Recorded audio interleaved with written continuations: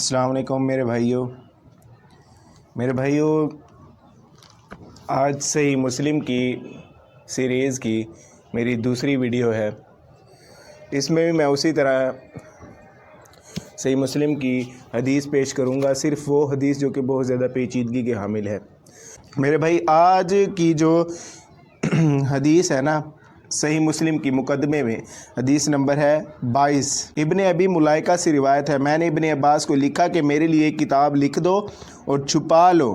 ابن عباس نے کہا لڑکا اچھی نصیحت کرتا ہے، میں اس کے لیے چنوں گا باتوں کو اور چھپا لوں گا جو چھپانے کی باتیں ہوں گی، یعنی کہ وہ باتیں جو جھوٹی ہوں گی۔ صحیح باتیں میں لکھ دوں گا اور وہ باتیں جو جھوٹی ہوں گی اس کو دور کر دوں گا۔ پھر انہوں نے حضرت علی کے فیصلوں کو منگوایا، ایک کتاب تھی حضرت علی کے فیصلوں کی، ان میں سے کچھ باتیں لکھنے لگے اور بعض فیصلوں کو دیکھ کر کہتے قسم اللہ کی اگر حضرت علی نے یہ فیصلہ کیا ہے تو وہ تو گمراہ تھا، نعوذ باللہ من ذالک۔ میرے بھائی اگر آپ کو حضرت علی کا علم دیکھ رہا ہوں نا تو میرے بھائی یہ ہے نہج البلاغہ۔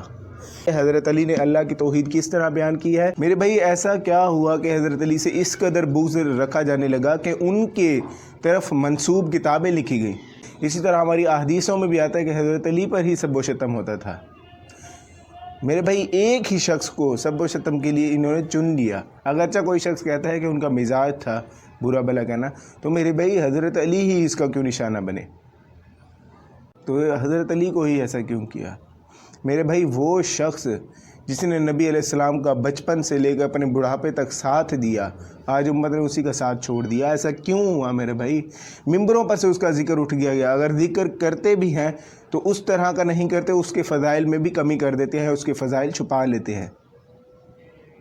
میرے بھائی پہاڑ جیسا تقوی رکھنے والا شخص، میرے بھائی ان کو یہ پتہ تھا کہ میرے بعد انہوں نے کیا کرنا ہے۔ نبی علیہ السلام نے ان کو بہت زیادہ خبریں دے دی تھیں، نبی علیہ السلام نے علی علیہ السلام کو بے شمار خبریں دی تھی اور بے شمار فضائل ان کے لیے بیان کیے تھے۔ اسی طرح نہج البلاغہ میں آتا ہے کہ میرے بعد تم لوگوں کو مجھ پر گالی گلوچ کرنے کا حکم دیا جائے گا، مجھے برا کہنے کا حکم دیا جائے گا تو تم کہہ لینا۔ میرے بھائی حوصلہ چیک کریں علی علیہ السلام کا، یہ نبی علیہ السلام کی تربیت کا ہی اثر ہے، یہ نبی علیہ السلام کا مزاج ہی ایسا ہے۔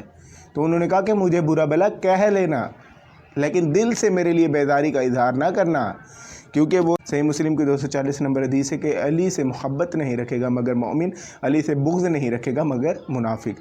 تو علی علیہ السلام کہہ رہے ہیں کہ مجھ سے دلی طور پر نفرت نہ کرنا۔ ایک شخص نے اسلام کے لیے اس قدر قربانیاں دی اور اسے صلہ یہ دیا جا رہا ہے میرے بھائی، اس پر گالی دی جا رہی ہے، اس کو گالی گلوچ کرایا جاتا ہے، اس پر لعنت کروائی جاتی ہے، نعوذ باللہ من ذالک۔ میرے بھائی کوئی بھی شخص آج کے دور میں بھی اگر کوئی نیک کام کرتا ہے تو اسے اس کے بدلے میں یہ صلہ دیکھنے کو نہیں ملتا۔